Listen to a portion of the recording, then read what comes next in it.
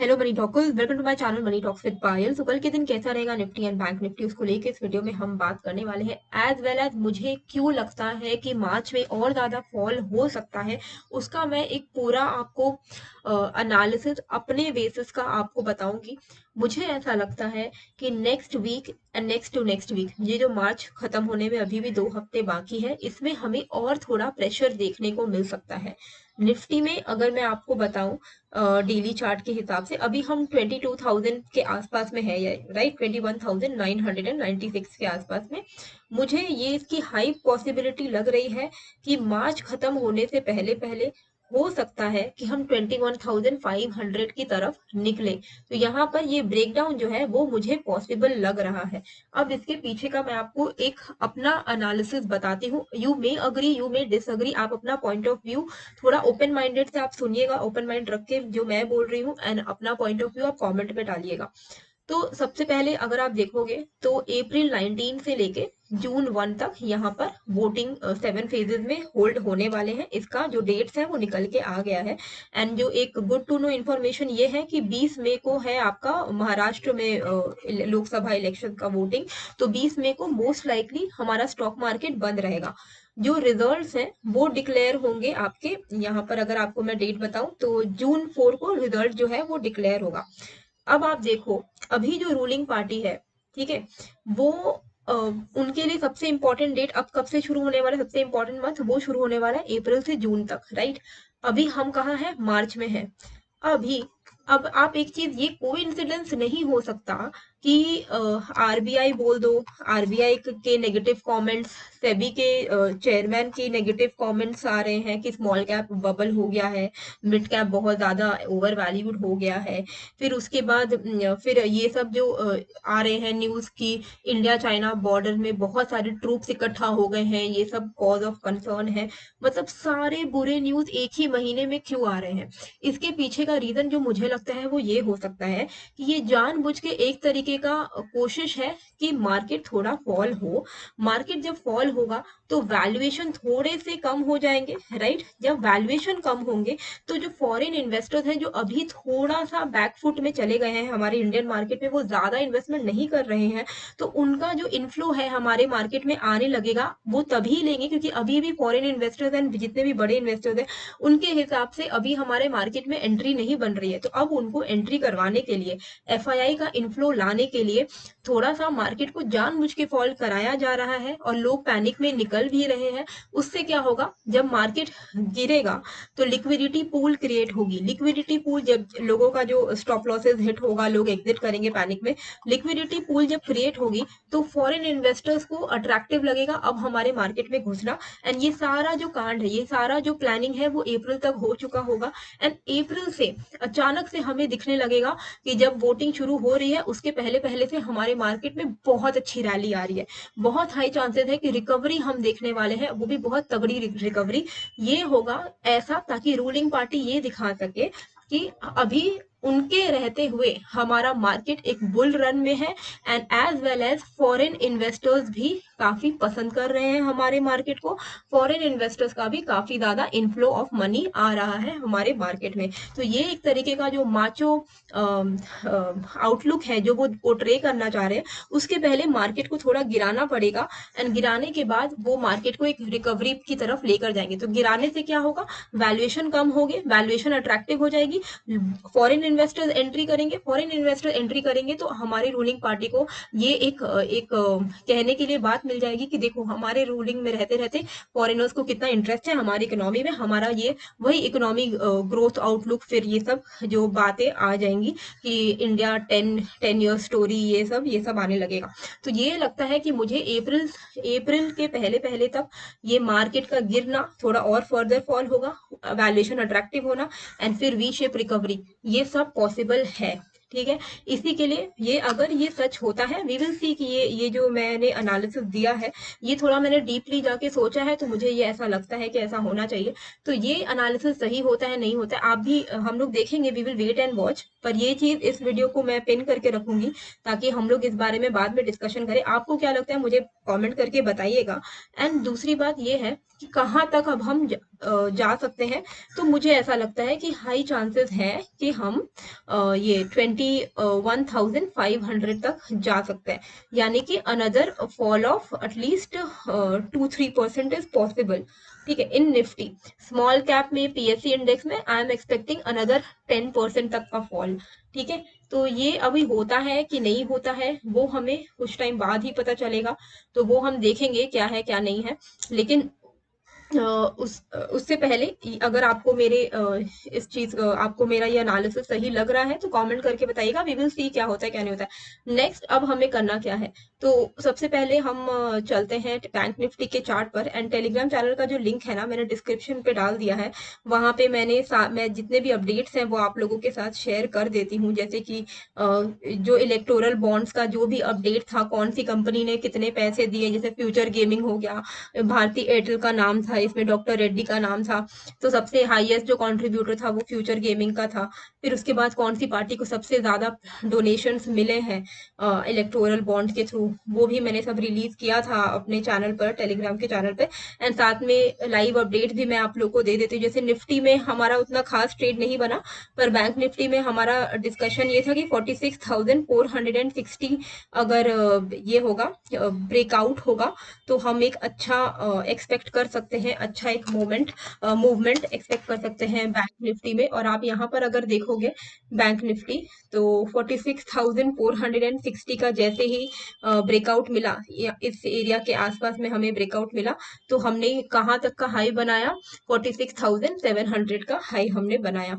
तो इस तरीके से अगर आपको लाइव अपडेट्स भी चाहिए तो आप मेरे टेलीग्राम चैनल को ज्वाइन कर लो, फ्री है। मैं जो लिंक है वो डिस्क्रिप्शन एंड कमेंट पे डाल दूंगी, आपको बस क्लिक करके ज्वाइन हो जाना है।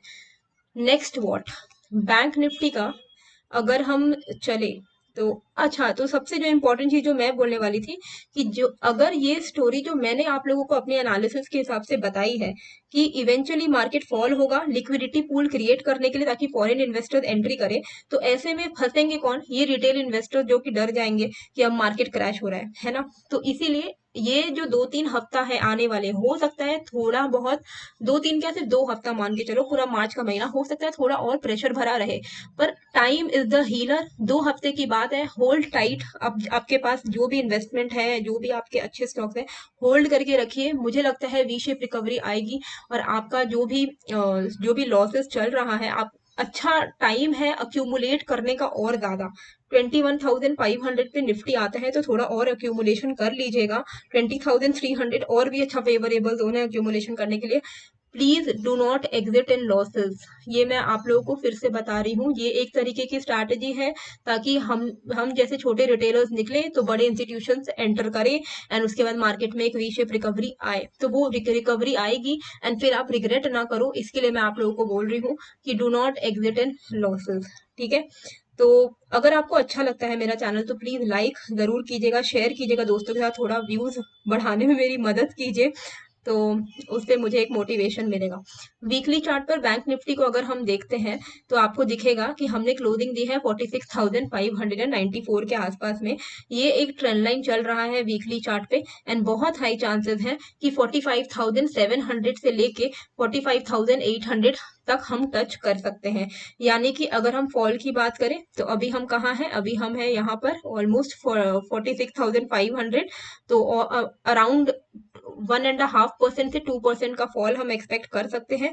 पॉइंट्स वाइज अगर हम देखें तो अनदर सेट ऑफ 46,594 पे है, और हम 45,700 45,800 के लेवल्स को बैंक निफ्टी में अचीव कर सकते हैं आने वाले नेक्स्ट 2 हफ्तों के अंदर। ठीक है, डेली चार्ट पे अगर मैं आपको दिखाऊं तो डेली चार्ट पे भी यही ट्रेंड लाइन सपोर्ट निकल के आ रहा है, और सपोर्ट आपका जो है 45,700 45,800 पर ही निकल के आ रहा है। इंट्राडे में क्या करना है, इंट्राडे में ये है 5 मिनट का चार्ट, मैं आपको आपके स्क्रीन पर खोल देती हूँ। तो ये है 5 मिनट का चार्ट, हमें इमीडिएट जो रेजिस्टेंस दिख रहा है वो क्लियर कट दिख रहा है कि वो है आप अपना 46,711, तो 715 मान के चलते हैं हम, तो 46,700 के ऊपर अगर बैंक निफ्टी निकलता है तो ये हमारे लिए पॉजिटिव होगा और हम यहाँ पर कॉल साइड का ट्रेड इनिशिएट इंट्राडे में कर सकते हैं। देखिए, अगर मैं आप लोगों को ये बोल रही हूँ कि मुझे लगता है कि ओवरऑल 2 हफ्ते में गिरने वाला है मार्केट, इसका मतलब ये नहीं है कि इंट्राडे में कभी पॉजिटिव नहीं हो सकता। Intraday and daily time frame अलग-अलग काम कर सकते हैं। इंट्राडे में कोई एक दिन पॉजिटिव हो ही सकता है। अगर 46,700 मार्केट पार करता है, बैंक निफ्टी अगर पार करता है, तो यहाँ पर हम 46,800 से 830 का टारगेट से अचीव कर सकते हैं एंड उसके ऊपर हम यहाँ पर 900 तक के टारगेट्स को अचीव कर सकते हैं। डाउन साइड में अगर हम देखें तो यहाँ पर एक अच्छा खासा सपोर्ट जो है वो जनरेट हो चुका है। ये लेवल है 46,310 का।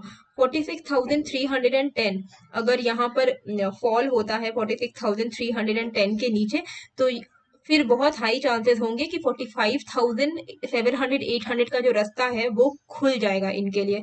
तो 46,310 के नीचे हम यहाँ पर शॉर्ट साइड का ट्रेड इनिशिएट करेंगे, 80 टू 100 पॉइंट का टारगेट रखेंगे एंड इवेंचुअली जो हमारा यहाँ पर आने वाले हफ्तों में टारगेट रहेगा वो 45,800 के आसपास में रहेगा। तो लेवल्स जो है वो मैं आपके लिए यहाँ पर लिख दे रही हूँ, 46,705 710 कर देता है above and 46,310 below। ये लेवल्स हैं, इसके आउटसाइड में ट्रेड करेंगे तो फंसने के चांसेस बहुत ही ज्यादा हैं। ठीक है, निफ्टी का अगर हम बात करें कि निफ्टी में कैसे करके हमें ट्रेड लेना चाहिए, तो क्लियर कट यहाँ पे एक जो मेजर फॉलिंग जोन जो है वो है आपका 21,850 के नीचे। ये जो मैंने आपको अभी डेली चार्ट पर दिखाया, आपको मैंने कुछ लेवल्स यहाँ पर बना के दिए थे, पहले से ही दिए हुए हैं। जिस दिन ये लेवल ब्रेक होगा ना 21,850, हम 21,500 तक जाएंगे। तो ये जो रास्ता है ये ओपन हो जाएगा अगर 21,850 का ब्रेकडाउन होगा तो। जैसे कि मैंने बताया 21,500 के आसपास में मार्केट आए, बाय ऑन डिप करना है, पैनिक होके एग्जिट नहीं करना है। Further expected fall according to me is 2%। 2% और ज्यादा निफ्टी फॉल हो सकता है। 21,500 को भी अगर तोड़ता है स्पीड में, मान लो कि क्या होता है कि फॉलिंग तो मतलब ऐसा होता है कि आदमी लिफ्ट से गिर रहा हो, है ना, और जब बढ़ता है तो धीरे धीरे बढ़ता है मार्केट। तो अगर और ज्यादा गिरता है तो 21,100 का नेक्स्ट हमारा सपोर्ट है। तो ये जो दोनों लेवल्स है ना, इस लेवल्स पे खरीदारी कीजिएगा, पैनिक में एग्जिट मत कीजिएगा।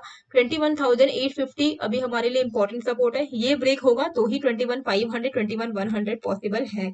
ठीक है, एंड हो सकता है, अगेन मैं बोली मेरी एनालिसिस है, हो सकता है आई माइट बी रॉन्ग, तो वी विल सी क्या होता है। मुझे ऐसा लगता है कि इवेंचुअली 2 से 3% निफ्टी में और फॉल होना चाहिए।